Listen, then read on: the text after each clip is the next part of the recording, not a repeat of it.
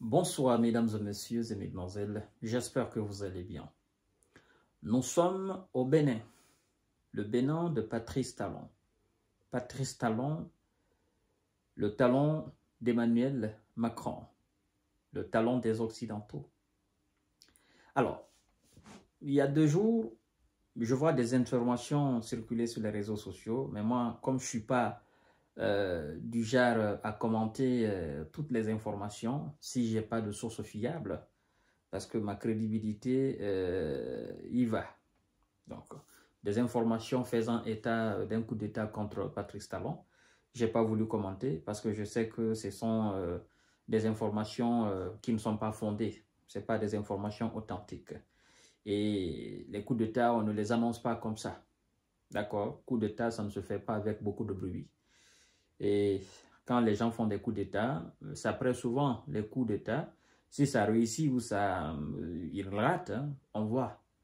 De toutes les façons, le résultat, qu'il soit positif ou négatif, on le sait.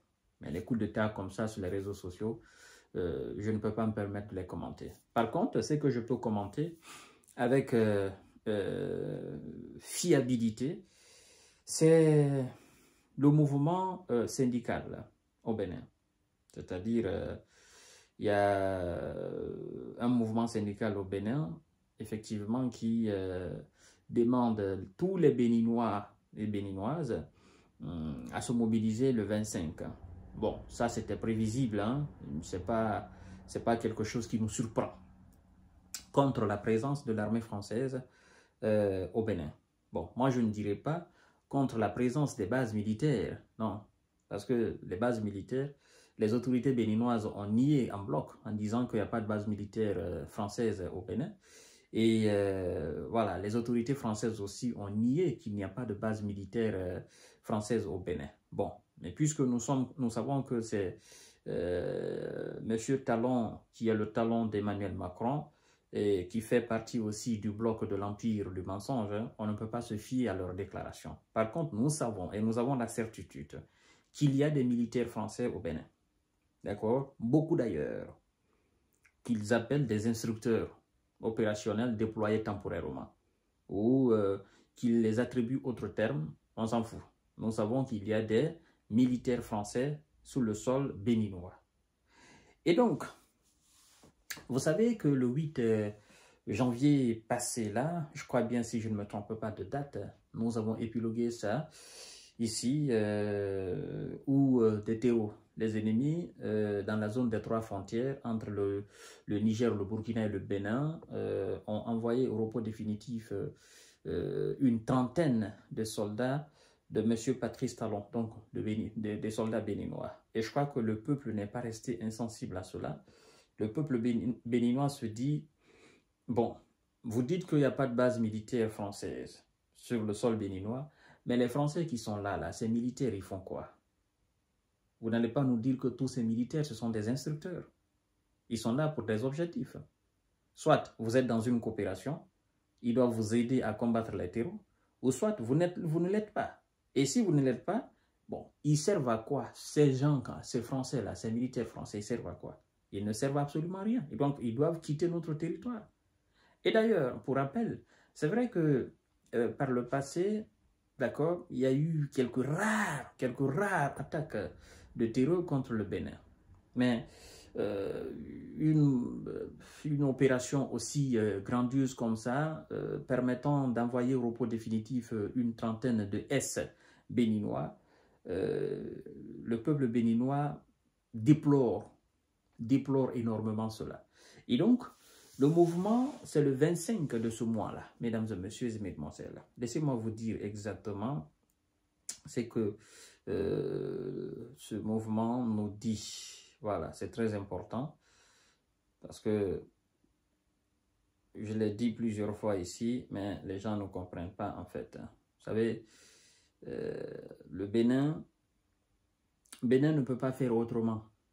Le peuple béninois est un peuple brave, mais il ne peut pas fermer l'œil sur...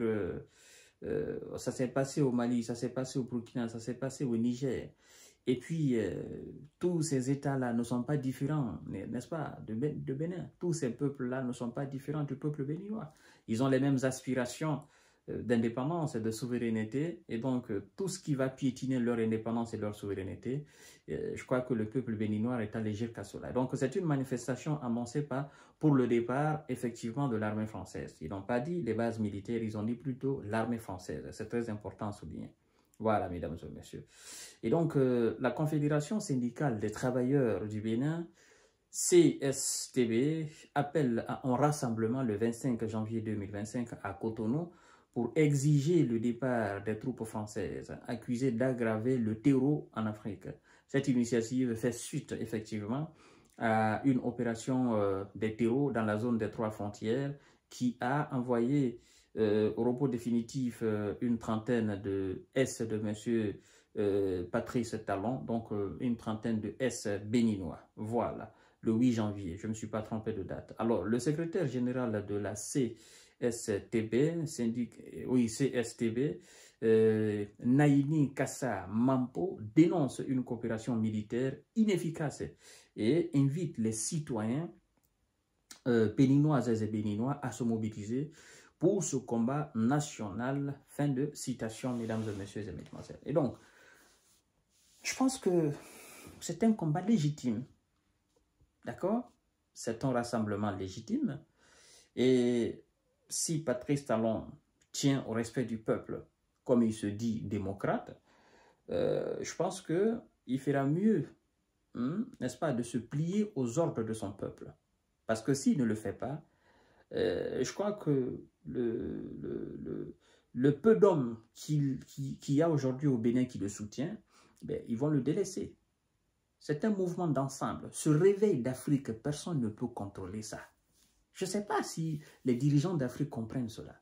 En fait, c'est la jeunesse africaine qui a décidé de prendre son destin en main. Et donc, ce réveil, il est brutal. Et ça sonne très mal. Ça sonne comme du métal fondu dans les oreilles de ceux qui veulent toujours maintenir l'Afrique la tête sous l'eau. Personne ne peut contrôler. Personne ne peut l'arrêter. Même l'armée la plus efficace sur le continent européen, sur le continent africain, ne peut pas l'arrêter. C'est quelque chose qui est naturel. On ne peut pas changer le naturel. Non, non, non, non, non, non. C'est comme des gens qui se permettent souvent de repousser la mer. Vous repoussez la mer, même après 100 ans, la mer va vous repousser. Donc c'est comme ça. La jeunesse africaine, vous l'avez beau manipuler, vous vous attendiez quand même qu'elle se réveille. Et elle s'est réveillée. Le peuple africain s'est réveillé. Le peuple africain n'est plus dans la manipulation. Hein? L'AES a donné le tempo. D'abord, il faut dire, parce que c'est très important de souligner, je ne cesse souvent de le souligner, la Guinée a donné le tempo dans les années 1950, d'accord, lors de sa prise de conscience et son indépendance. Mais elle a été mal comprise en ce moment, parce qu'il y avait des États qui avaient peur en ce moment. Donc, cette lutte guinéenne, elle était précoce. C'est-à-dire que de 1958 à aujourd'hui, disons à 2000, ça fait combien d'années? Ça fait plus de 60 ans. D'accord? Ça fait plus de 60 ans.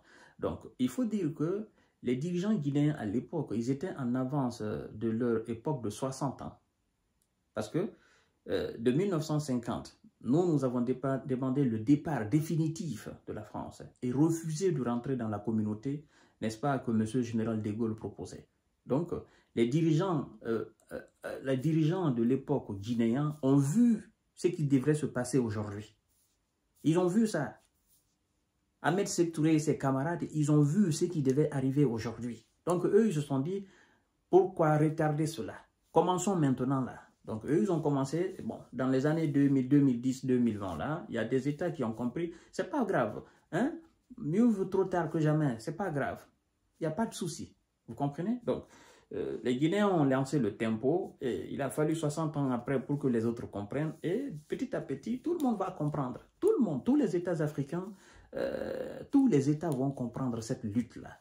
En fait, on est contre personne, mais on veut notre indépendance. Comme disait notre cher président Ahmed Sékou Touré, nous préférons la liberté dans la pauvreté que la richesse dans l'esclavage. C'est ce que tous les États disent maintenant aujourd'hui, non? Nous préférons souffrir avec nos hommes que nous avons aujourd'hui qu'une aide qui n'est vraiment pas aide. C'est ça. Nous préférons assumer notre indépendance et notre souveraineté. On ne veut pas d'indépendance contrôlée. C'est ce que la Guinée a dit en 1958. Et la Guinée a attiré toute la foudre du général de Gaulle et toute sa relation. Grande-Bretagne, les États-Unis, tout ce que le général de Gaulle avait relation, la Guinée a attiré la colère du général de Gaulle. Et la Guinée a payé les prix de cela. Mais bon, aujourd'hui, quoi qu'on dise, la Guinée a une certaine liberté. Donc, si les autres États comprennent cette lutte-là aujourd'hui, c'est très bon. C'est très, très bon. Donc, M. Patrice Talon, vous n'avez qu'à obéir aux ordres du peuple. Débarrassez-vous de ces troupes étrangères, qu'elles soient françaises ou américaines. Débarrassez-vous de ces troupes-là. Le peuple béninois ne va pas l'accepter. Et c'est une lutte légitime. Vous ne pouvez pas dire que vous êtes là pour le peuple béninois et faire des choses, n'est-ce pas, qui font mal au peuple béninois. Ça ne marche pas. Donc, le 25 janvier, on demande à tous les panafricains d'accompagner effectivement ce mouvement syndical et le peuple béninois. Parce que c'est le même peuple. Béninois, Guinéens, Nigériens, Burkinabés, Maliens, nous avons les mêmes aspirations. Nous sommes le peuple africain. Merci beaucoup encore d'avoir partagé la vidéo et continuez à vous abonner à ma chaîne YouTube Quand TJ Visionnaire le vrai. Merci beaucoup.